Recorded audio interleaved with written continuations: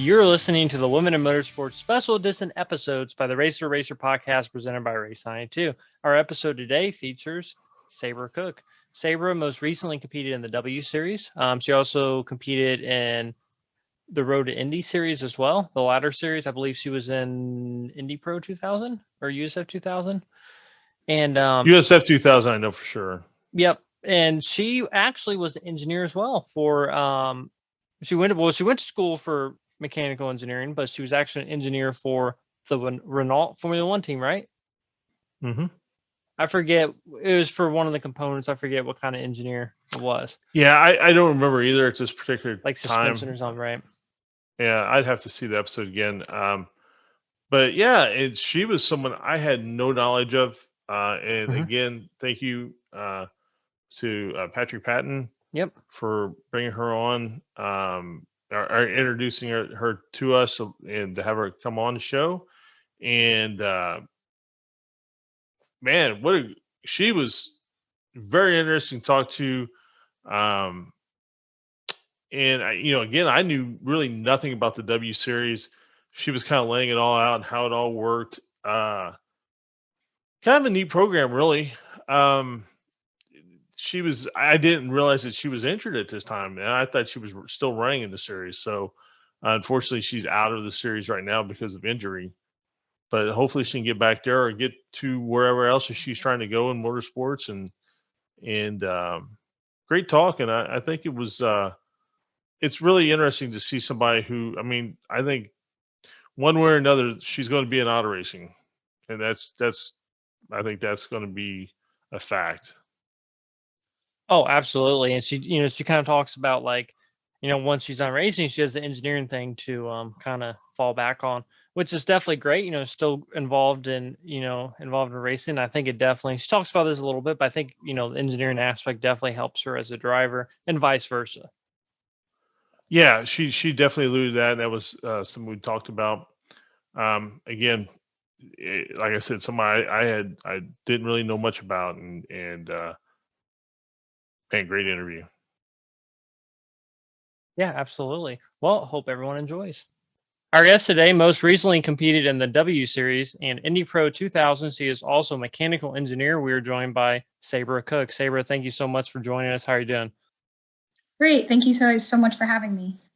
Yeah, absolutely. So talk a little bit about how you first got interested in racing.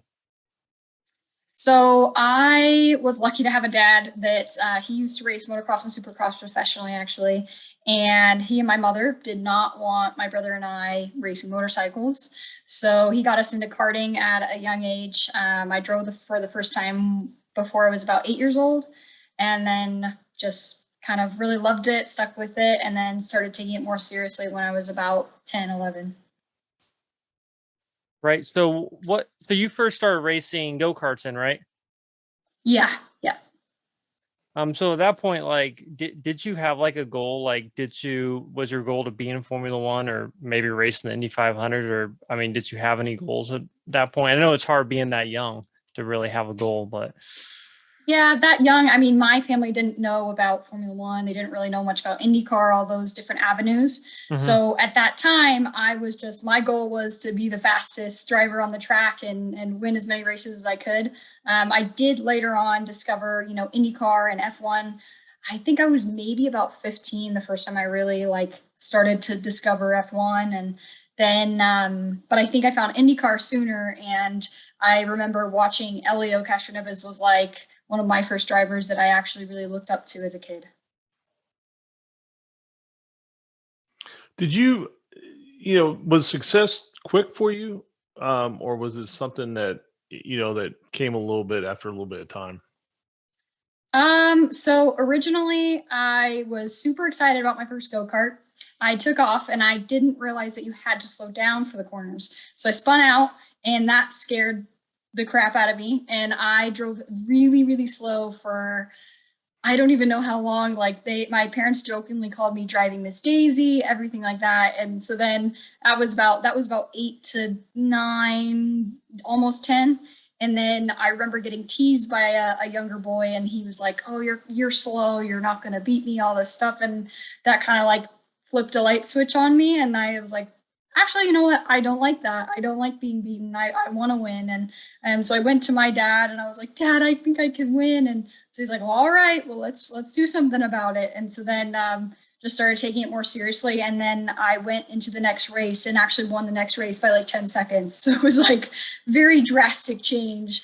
But it was, it makes for a funny story at least. And then obviously success, I mean, in racing, you guys know, like, it's not like typical sports where you have a 1-to-1 odd of like either one team's going to win or the other. You know, in racing, there's 20 to 80 sometimes different competitors on the track. So your chances of winning is so much less. And so, yeah, like the success started to come when I was younger, once I really engaged in it. But racing has been, you know, a battle of up and down since then. But I think that's also what makes it pretty great. So at some point, you actually moved to Europe and kind of pursued racing avenues over in Europe, correct?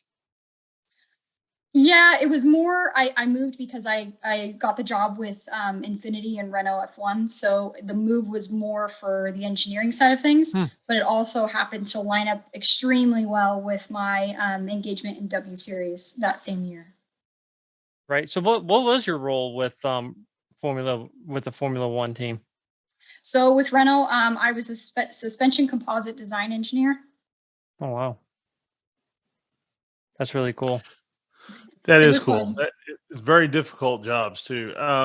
Yeah, I'd kind of read a little bit on your background. It was talking about that, and so eh, when the because I'd seen where you run like USF 2000 a little bit, and a couple other things.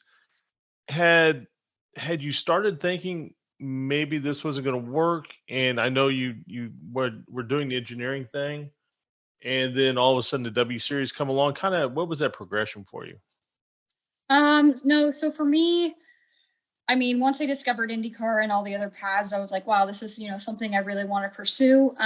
But coming from a family that couldn't fund that sort of opportunity, it took a long time for me to gain the funding, get someone behind me in order to invest. And so in 2017 was actually my very first race in a car. So it's a long, long karting career. And then more recently with the car stuff. And then in 2018, I wish I would have had, you know, more people around me or me to, I don't know, to guide me, but it was incredibly hard because as a racer, you know, sponsors don't want to sponsor testing. Testing isn't cool. It isn't sexy. Like the racing is what they want. So I got enough money to go do a race weekend with the cheapest team and tried my best at it. And I was like, cool, I just got to get out there. I got to do it. And looking back at that now, I guess I would have tried to find another way to get a budget, do the testing, be prepared rather than just jumping into those Road to Indy races with whatever team I could manage to get the budget for.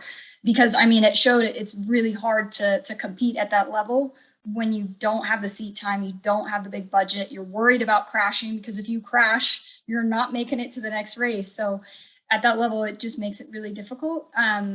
So I still had like dreams and hopes and everything.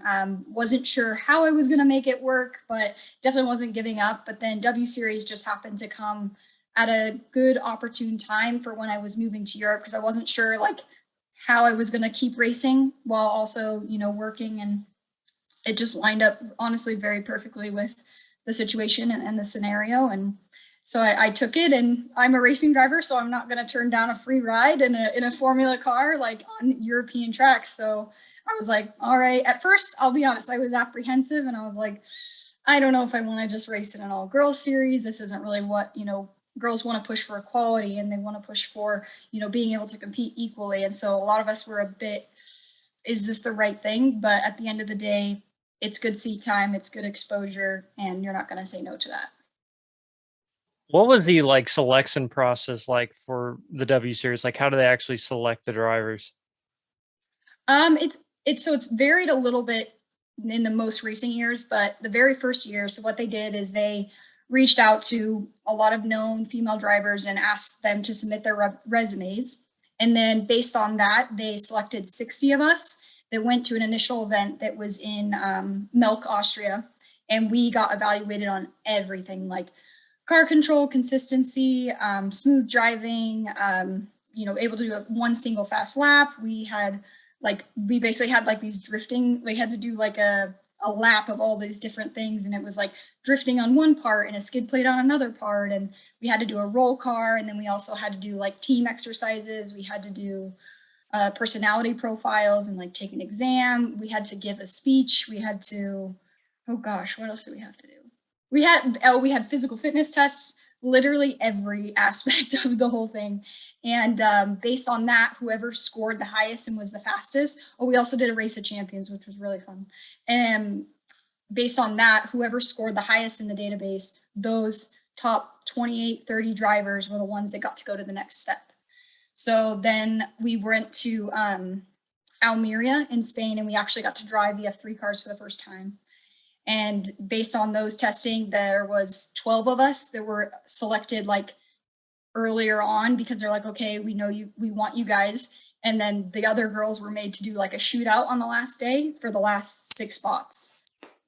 So that's how they picked the very first grid for in 2019 for W Series. And then it got a little more complicated, because the next year was like, if you were in the top 12, you automatically qualified, which I did. And then they did some more evaluation events, and then they brought in an additional new 6 for that next year. But of course, COVID happened, so that roster just carried over to 2021. And then this year, they've kept some of the initial like top 8 drivers, but they've also kept some of the older original drivers, but then they've also added in some new drivers. So I think it's just kind of a little bit varying as they go year to year. In doing my research on it, it was showing that the series is essentially, for lack of a better term, it's a spec series. The cars are Yes. all even, and then and please correct me if I'm wrong. And then you, after each race, you switch car and you switch engineer. Is that accurate?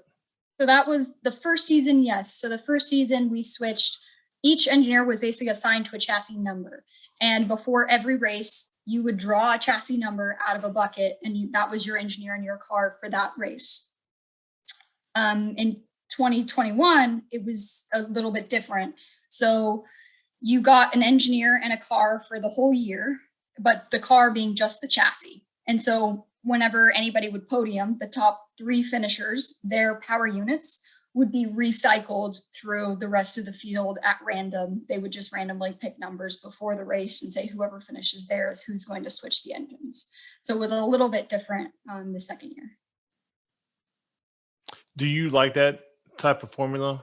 I mean, is that something you prefer? Or and I would assume, I would think as a driver, you would like to work with kind of the same engineer each week to get that commonality. How did that work for you at that time?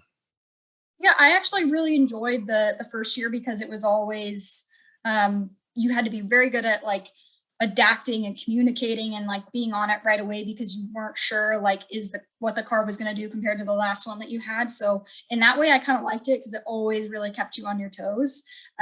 This last year was great as well, though, because then you could actually build a relationship with the engineer over the season, and you kind of like could get into a routine. So I think that probably is the better formula, because then you're experiencing something that's more natural or more common that you're going to have when you go into other championships.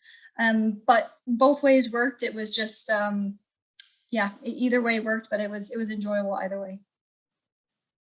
So being a engineer, how do you think that affects your racing? And I guess vice versa, like when you were working with the Renault team, how did you being a driver affect the engineering aspect? I guess it just like, I start to think about different factors, or maybe like my field of view is a little bit more open versus like other drivers or other engineers. Like when I go and I'm going to a track or driving a certain car, I'm like, okay, right, it's, this is the power weight, this is the tire, the tire's bigger here, maybe this is going to affect this. So I start to try and take some of those into account, but also other drivers do the same thing. So you don't have to be an engineer to be a good racing driver, obviously. But I definitely think, I actually feel like it helps me more as an engineer to be a driver, because so many engineers never get to experience that sort of feeling. And so to be able to just to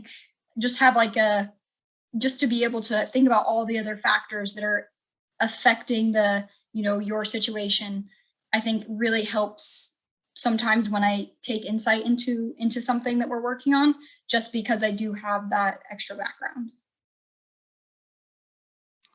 So in the W Series, and of course, some of the news was Caitlyn Jenner is becoming a team owner. How do the teams work then? Because I didn't realize there was like a team owner type of aspect. There's not really. It's kind of, I think it was a bit like skewed how it was represented. So how it works is there's one team. W Series runs all the cars. So they hire all the mechanics, all the engineers, and it's all W Series run. So when they're saying they have a team, basically she's sponsoring 2 cars. So it's not really like she's like contracting people and building a race team to run the cars. She's basically funding and paying for those 2 cars season, if that makes sense. And is that how the cars are then run throughout the year? Financial backing is from like corporations or individuals such as that. Is that kind of how that's financed? Because it's free, it's free to you guys. And please, again, correct me if I'm wrong, but from what I saw, you're responsible getting yourself to your airport, and then everything after that is exactly. They're picking up the tab on. Yeah, they cover everything, like absolutely anything you can think of. All you do is show up to the airport with your helmet and your Hans device, and like they give you and do everything else that that's an expense. It is sponsored by several companies do sponsor cars. Obviously W Series has corporate partners, but also W Series themselves do sponsor like certain race, like 2 pairings of cars. Like last year it was Scuderia W Series and a Curie W, and then they also have the 2 Academy cars that have the young drivers that they support as well. So it just depends on how many companies want to be involved that year, and how much the corporate partners are kicking in. And there is a payout at the end of the year. Is that correct? So is it just a champion? Is it just a champion, or is it like the top 3? Or no, it's literally from first to last. Okay. Well, that's good. I didn't realize that's how that worked. Now, are you allowed to go out and get, say, sponsorship for yourself, like private sponsorship for your helmet or your suit or anything like that, or would that all have to be run through the series? You are allowed to, but it has to be under certain regulations and signed under contract with W Series. There's like specific regulations you have to meet. Okay. So when they, I guess, came up with the W Series, like, was it modeled to be like a stepping stone to a specific series in Europe, like, I don't know, like Formula 2 or something like that? Because I would think that, it obviously looks like it'd be comparable to like a Formula, 4 car or something, right? Or it's faster than Formula 4, but slower than like FIA F3. It's the Formula regional car that they run in F3 Asia, and then the Formula regional in Europe. But the power unit is obviously different. Like the setup parameters that we're allowed to run in is like, it's not necessarily the most optimized setup, because like obviously in Formula Regional and F3 Asia, they're running at like the best. In W Series, we have like a specific window we're allowed to run in. And then obviously sometimes the tires can be different depending on the championship. But yeah, it's not FIA F3 speed, but it is considered a F3 regional speed. Okay, yeah, because we had Scott Goodyear on, I don't know, like a month ago, and he was talking. Well, he's like the director for the Formula Regional in the U.S. So I'm guessing that's probably like the same thing just over in Europe. Well, in the U.S., they have a completely different chassis. They have a completely different engine. So it's a bit different, and like the car is much heavier. So it's not really the same. So from your, you're now looking at what, this is your 3rd year? Would that be accurate? This be like the 3rd year? I'm not racing in W Series this year. So you're not running W Series this year? No, I was injured during the last season, so I had surgery like 3 weeks ago. So I have to recover from that for another 5 months. Oh wow, that well, okay. So you're not participating in the W Series, what would you like to see?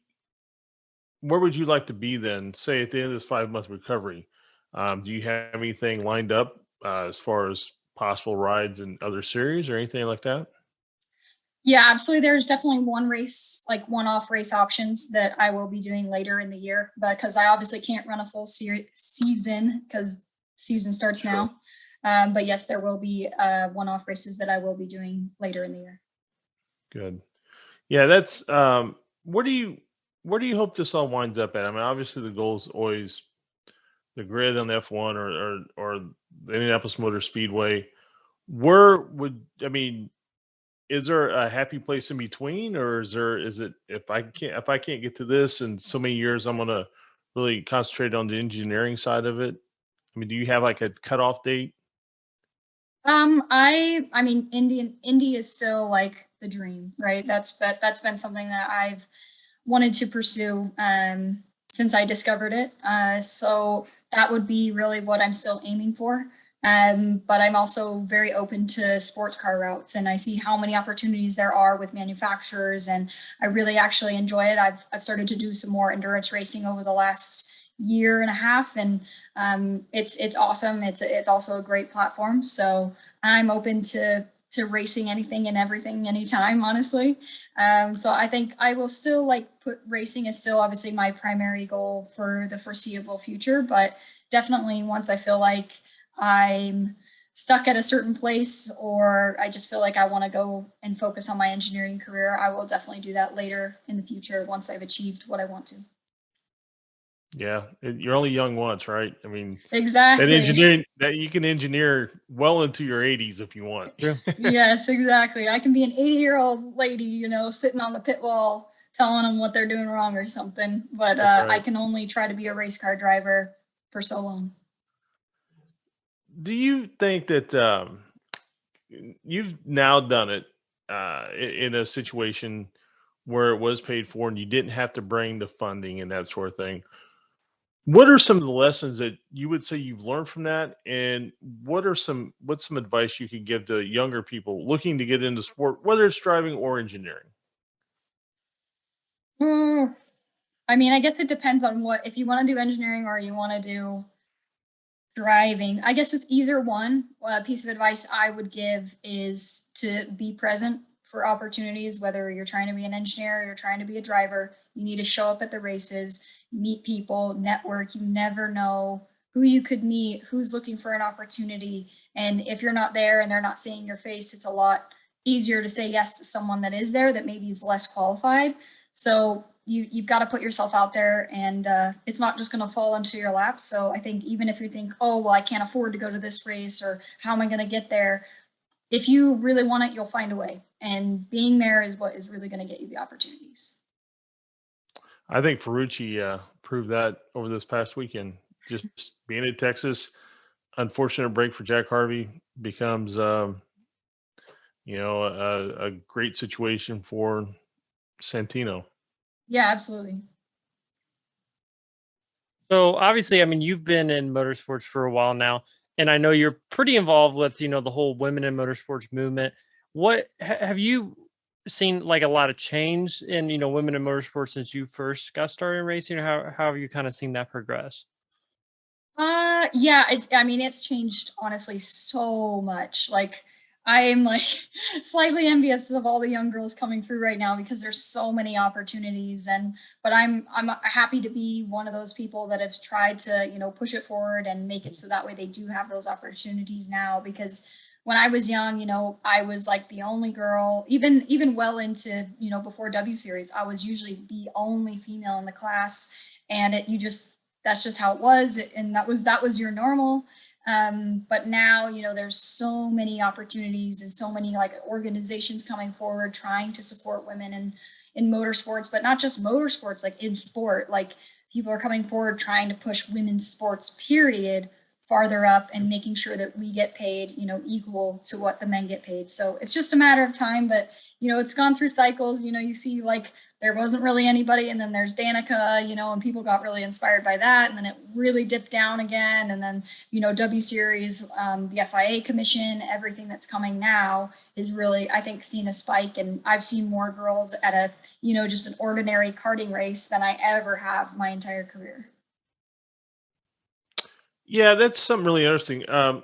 It's funny, the background I have, like quarter midget racing, stuff like that. You know, the type of racing I've been around. It That would seemed be like there fun was, though. I've never tried it, but it looks fun. well, I mean, the kids that grew up in the quarter midgets, they there would be a lot of younger girls. And it seemed like by the time they got to be 13, 14 years old, you'd see the girls start kind of going out of the sport where the boys would keep going. And but it seems like today that is changing. Like the women are staying longer and moving up to the other divisions. And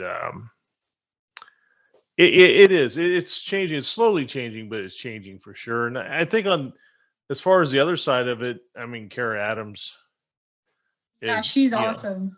yeah, she's doing so She's a much there. pioneer. Right. And she's not the only one. And I forgive me, people's names are escaping me right now, but there's so many women in the paddock now who are engineers. One of our guests on the show, Jagger Jones, he drives for Cape Motorsports. One of the crew members that they take on the weekends, she's, you know, the female crew member, she comes into all the events. And you see Awesome. quite a few women like that. So it's definitely becoming more and more diverse, and as you see in the Yeah. paddocks when you go into them. So I just think that it's like anything else. It for some reason drag racing, it's always seemed to be more of a women's. You know, like women could Yeah. really participate in drag racing, and I don't know why that is. I don't really know the specifics as to why that would be, but it seems like the other side of it, and probably because of Danica and Sarah Fisher and Pippa and people like that, it seems to have really picked up, and there are more and more women coming along. Yeah, the growth is definitely on the upward trend. Sometimes it has little dips, but Right. on the overall, it's definitely going up. Yep. Well, I just want to say it's been an absolute pleasure talking with you. Um, do you do you have anything you want to promote or anything you've got going on or? Um, Nothing I can publicly say right now, but maybe I'll come back on later on and can tell you guys the Absolutely. future. But yeah, I mean, you guys can always follow me on all my socials. It's just Sabre Cook or Sabre_Cook at Twitter, Sabre Cook Racing on Facebook, and reach out if you guys have any questions. I'm always there to help mentor young kids, especially young women, if they need help or advice going forward. And also, one of our partners of the show is Patrick Patton with Racer Collect. Um, and my understanding is he's actually selling some of your items on his website now. You mind talking about that for a second? Yeah, absolutely. So Patrick's done a really great job. I feel like he just takes all the nitty gritty hard work, and all I had to do was, you know, get the gear to him, and he's posted it on Racer Collect. And there's 3 suits and 1 W Series polo and 2 boots. I think one of them may be already sold, but if you guys are interested in used race gear, 2 of the suits I wore during my national championship years. So everybody always likes it when you win a race in gear for some reason more. But so yeah, those are out there. So feel free to look them up, wear them if you want to. You can wear them yourself, or get them for your girlfriend. There you go. That's a good way to get her into karting. There you go. Yeah, and Patrick got such a great program there. Everything's authentic, and people like yourself, you know, you can absolutely verify that. Yes, he got that directly from me, and it is authentic, and that's what we really Yeah. like about what he does. So And he really makes sure that, like, you know, he really wants to help you. He doesn't want to like take advantage of, you know, getting the pieces, and he's more than fair, and he's really just about getting product, getting gear out to the fans. So I really appreciate how he operates. Yeah, we do as well. And he's been so kind with his time with us and obviously helping us with getting some guests such as yourself. So again, thank you so much. We appreciate it. And you are more than welcome to come back on this show anytime you want to promote whatever you got going on. All right. Sounds great. Thank you guys. Yep. Thank Thank you. you. Appreciate it. Take care.